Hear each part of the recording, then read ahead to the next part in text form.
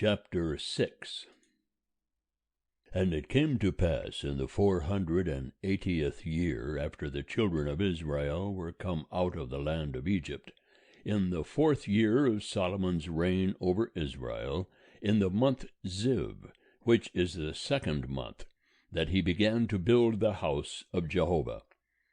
And the house which King Solomon built for Jehovah, the length thereof was 80 cubits, and the breadth thereof 20 cubits, and the height thereof 30 cubits. And the porch before the temple of the house 20 cubits was the length thereof, according to the breadth of the house, and 10 cubits was the breadth thereof before the house. And for the house he made windows of fixed lattice work, and against the wall of the house he built stories round about, against the walls of the house round about, both of the temple and of the oracle, and he made side chambers round about. The nethermost story was 5 cubits broad, and the middle was 6 cubits broad, and the third was 7 cubits broad. For on the outside he made offsets in the wall of the house round about, that the beams should not have hold in the walls of the house. And the house, when it was in building, was built of stone made ready at the quarry, and there was neither hammer nor axe nor any tool of iron heard in the house while it was in building. The door for the middle side chambers was in the right side of the house, and they went up by winding stairs into the middle story, and out of the middle into the third. So he built the house and finished it. And he covered the house with beams and planks of cedar. And he built the stories against all the house, each 5 cubits high, and they rested on the house with timber of cedar. And the word of Jehovah came to Solomon, saying, Concerning this house which thou art building, if thou wilt walk in my statutes, and execute mine ordinances, and keep all my commandments to walk in them, then will I establish my word with thee, which I spake unto David thy father, and I will dwell among the children of Israel, and will not forsake my people Israel. So Solomon built the house and finished it. And he built the walls of the house within with boards of cedar. From the floor of the house unto the walls of the ceiling, he covered them on the inside with wood, and he covered the floor of the house with boards of fir. And he built 20 cubits on the hinder part of the house with boards of cedar from the floor unto the walls of the ceiling. He built them for it within, for an oracle, even for the most holy place. And the house, that is, the temple before the oracle, was 40 cubits long. And there was cedar on the house within, carved with knops and open flowers. All was cedar, there was no stone seen. And he prepared an oracle in the midst of the house within, to set there the ark of the covenant of Jehovah. And within the oracle was a space of 20 cubits in length, and 20 cubits in breadth, and 20 cubits in the height thereof, and he overlaid it with pure gold, and he covered the altar with cedar. So Solomon overlaid the house within with pure gold, and he drew chains of gold across before the oracle, and he overlaid it with gold. And the whole house he overlaid with gold, until all the house was finished. Also the whole altar that belonged to the oracle he overlaid with gold. And in the oracle he made 2 cherubim of olive wood, each 10 cubits high. And 5 cubits was the one wing of the cherub, and 5 cubits the other wing of the cherub, from the uttermost part of the one wing unto the uttermost part of the other were 10 cubits. And the other cherub was 10 cubits. Both the cherubim were of one measure and one form. The height of the one cherub was 10 cubits, and so was it of the other cherub. And he set the cherubim within the inner house. And the wings of the cherubim were stretched forth, so that the wing of the one touched the one wall, and the wing of the other cherub touched the other wall, and their wings touched one another in the midst of the house. And he overlaid the cherubim with gold. And he carved all the walls of the house round about with carved figures of cherubim, and palm trees, and open flowers, within and without. And the floor of the house he overlaid with gold, within and without. And for the entrance of the oracle he made doors of olive wood. The lintel and doorposts were a 5th part of the wall. So he made 2 doors of olive wood, and he carved upon them carvings of cherubim and palm trees, and open flowers, and overlaid them with gold. And he spread the gold upon the cherubim and upon the palm trees. So also made he for the entrance of the temple doorposts of olive wood, out of a 4th part of the wall, and 2 doors of fir wood. The 2 leaves of the one door were folding, and the 2 leaves of the other door were folding. And he carved thereon cherubim and palm trees and open flowers. And he overlaid them with gold fitted upon the graven work. And he built the inner court with 3 courses of hewn stone, and a course of cedar beams. In the 4th year was the foundation of the house of Jehovah laid, in the month Ziv. And in the 11th year, in the month Bul, which is the 8th month, was the house finished throughout all the parts thereof, and according to all the fashion of it. So was he 7 years in building it. End of chapter 6. Chapter 7. And Solomon was building his own house 13 years, and he finished all his house. For he built the house of the forest of Lebanon. The length thereof was 100 cubits, and the breadth thereof 50 cubits, and the height thereof 30 cubits, upon 4 rows of cedar pillars, with cedar beams upon the pillars. And it was covered with cedar above over the 45 beams that were upon the pillars, 15 in a row. And there were beams in 3 rows, and window was over against window in 3 ranks. And all the doors and posts were made square with beams, and window was over against window in 3 ranks. And he made the porch of pillars. The length thereof was 50 cubits, and the breadth thereof 30 cubits, and a porch before them, and pillars and a threshold before them. And he made the porch of the throne where he was to judge, even the porch of judgment. And it was covered with cedar from floor to floor. And his house where he was to dwell, the other court within the porch, was of the like work. He made also a house for Pharaoh's daughter, whom Solomon had taken to wife, like unto this porch. All these were of costly stones, even of hewn stone, according to measure, sawed with saws, within and without, even from the foundation unto the coping, and so on the outside unto the great court.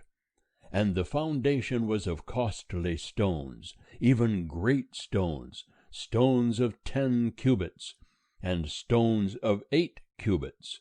And above were costly stones, even hewn stone, according to measure, and cedar wood. And the great court round about had 3 courses of hewn stone, and a course of cedar beams, like as the inner court of the house of Jehovah, and the porch of the house. And King Solomon sent and fetched Hiram out of Tyre. He was the son of a widow of the tribe of Naphtali, and his father was a man of Tyre, a worker in brass. And he was filled with wisdom and understanding and skill to work all works in brass. And he came to King Solomon, and wrought all his work. For he fashioned the 2 pillars of brass, 18 cubits high apiece, and a line of 12 cubits compassed either of them about. And he made 2 capitals of molten brass, to set upon the tops of the pillars. The height of the one capital was 5 cubits, and the height of the other capital was 5 cubits. There were nets of checker work, and wreaths of chain work for the capitals, which were upon the top of the pillars, 7 for the one capital, and 7 for the other capital. So he made the pillars, and there were 2 rows round about upon the one network, to cover the capitals that were upon the top of the pillars, and so did he for the other capital. And the capitals that were upon the top of the pillars in the porch were of lily work, 4 cubits. And there were capitals above also upon the 2 pillars, close by the belly which was beside the network. And the pomegranates were 200 in rows round about upon the other capital. And he set up the pillars at the porch of the temple. And he set up the right pillar, and called the name thereof Jachin. And he set up the left pillar, and called the name thereof Boaz. And upon the top of the pillars was lily work. So was the work of the pillars finished. And he made the molten sea of 10 cubits from brim to brim, round in compass, and the height thereof was 5 cubits, and a line of 30 cubits compassed it round about. And under the brim of it round about there were knops which did compass it, for 10 cubits, compassing the sea round about. The knops were in 2 rows, cast when it was cast. It stood upon 12 oxen, 3 looking toward the north, and 3 looking toward the west, and 3 looking toward the south, and 3 looking toward the east. And the sea was set upon them above, and all their hinder parts were inward. And it was a handbreadth thick, and the brim thereof was wrought like the brim of a cup, like the flower of a lily. It held 2,000 baths. And he made the 10 bases of brass. 4 cubits was the length of one base, and 4 cubits the breadth thereof, and 3 cubits the height of it. And the work of the bases was on this manner. They had panels, and there were panels between the ledges. And on the panels that were between the ledges were lions, oxen, and cherubim. And upon the ledges there was a pedestal above, and beneath the lions and oxen were wreaths of hanging work. And every base had 4 brazen wheels, and axles of brass, and the 4 feet thereof had undersetters. Beneath the laver were the undersetters molten, with wreaths at the side of each. And the mouth of it within the capital and above was a cubit, and the mouth thereof was round after the work of a pedestal, 1.5 cubits, and also upon the mouth of it were gravings, and their panels were 4 not round. And the 4 wheels were underneath the panels, and the axle trees of the wheels were in the base, and the height of a wheel was 1.5 cubits, a cubit. And the work of the wheels was like the work of a chariot wheel. Their axle trees, and their felloes, and their spokes, and their naves were all molten. And there were 4 undersetters at the 4 corners of each base. The undersetters thereof were of the base itself. And in the top of the base was there a round compass 1/2 cubit high, and on the top of the base the stays thereof and the panels thereof were of the same, and on the plates of the stays thereof, and on the panels thereof, he graved cherubim, lions, and palm trees, according to the space of each, with wreaths round about. After this manner he made the 10 bases. All of them had one casting, one measure, and one form. And he made 10 lavers of brass. One laver contained 40 baths, and every laver was 4 cubits, and upon every one of the 10 bases 1 laver.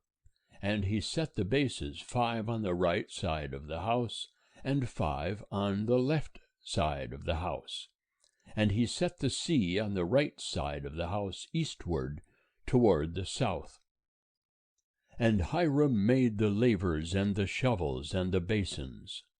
So Hiram made an end of doing all the work that he wrought for King Solomon in the house of Jehovah.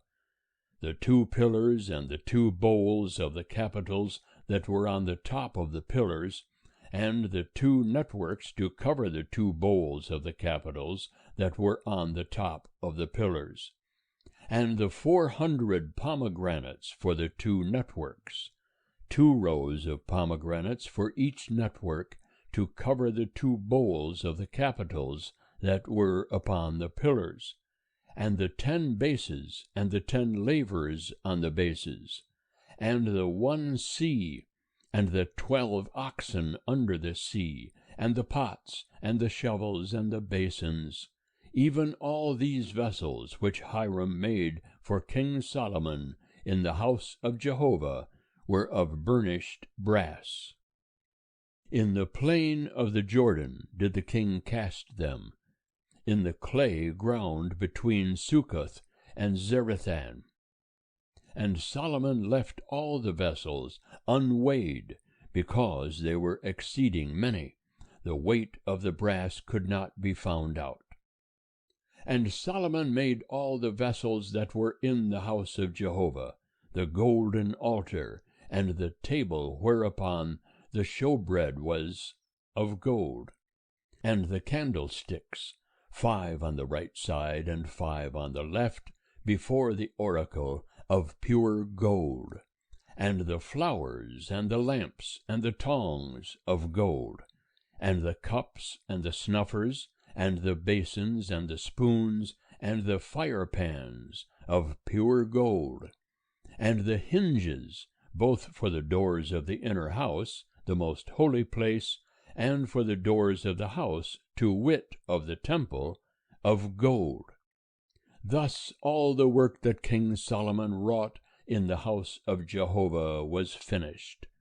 And Solomon brought in the things which David his father had dedicated, even the silver and the gold and the vessels, and put them in the treasuries of the house of Jehovah.